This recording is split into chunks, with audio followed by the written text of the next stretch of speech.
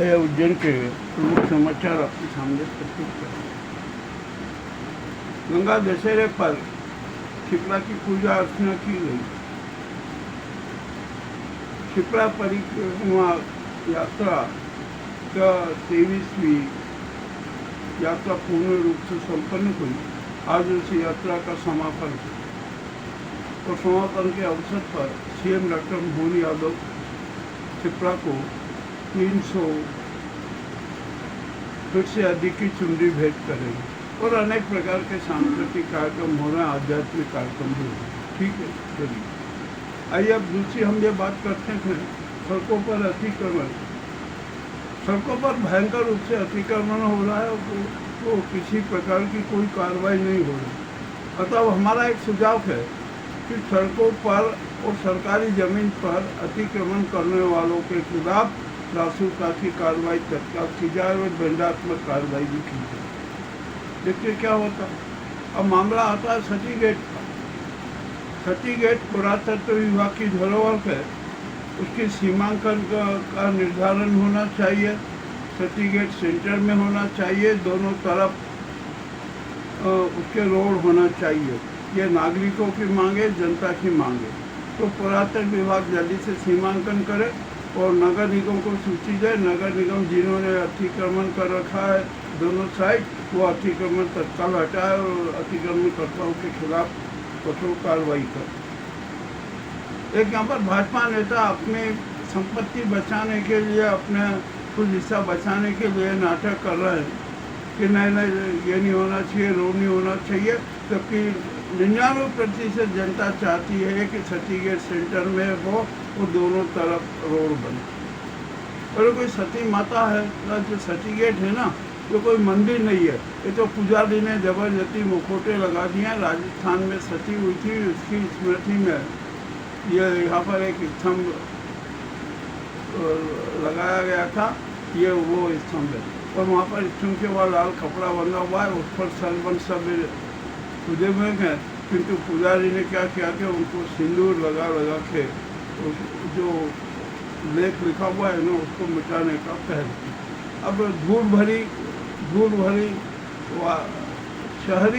शहर हो गया उज्जैन। यहाँ पर अब तो सांस लेना भी कठिन हो गया। जलवायु ध्वनि प्रदूषण चरम पर है, किसी को कोई चिंता नहीं। पेयजल संकट और गहराता जा रहा है। अंडरग्राउंड वाटर की स्थिति और खराब हो गई है।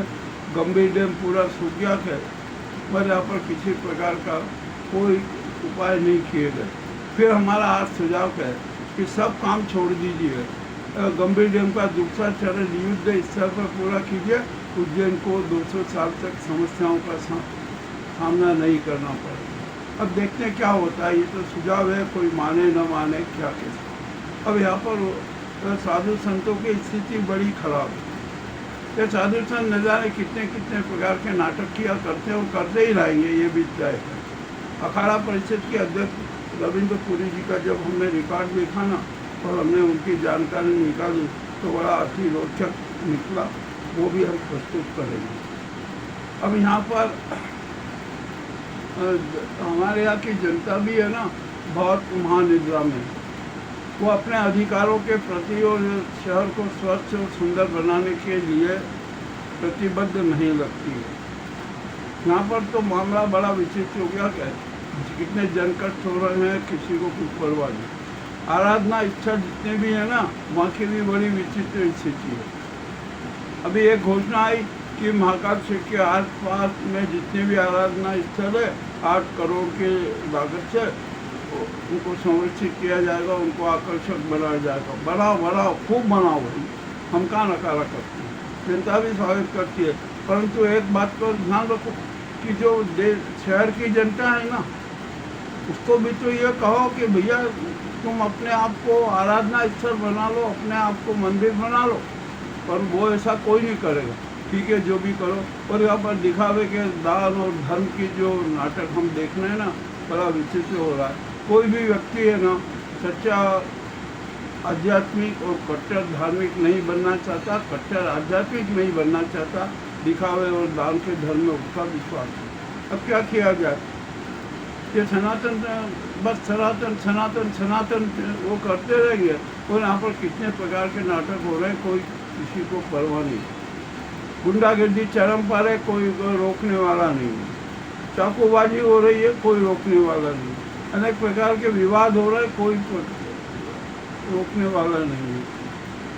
और स्वास्थ्य उपचार के नाम पर कितनी लूट मची हुई है, उसका भी कोई हिसाब किताब नहीं, कोई जांच करने वाला नहीं। स्वास्थ्य अधिकारी का बड़ा विचित्र खेला है।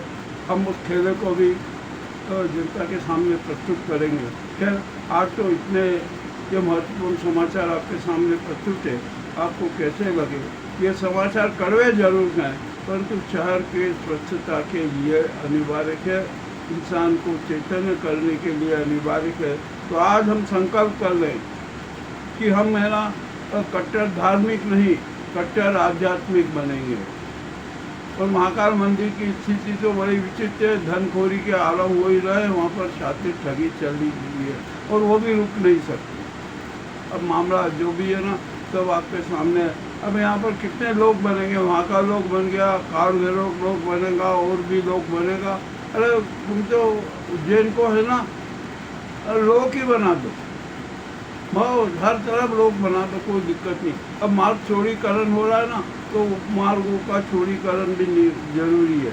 हाट क्या उनका भी करो, हर उपमार्ग 42 फीट का होना चाहिए। ये जनता का सुझाव है। मास्टर प्लान में भी है, उसको मोड़ दिया जाना जरूरी है। ये आपको कड़वे समाचार कैसे लगे अवश्य बताएं। बहुत बहुत धन्यवाद।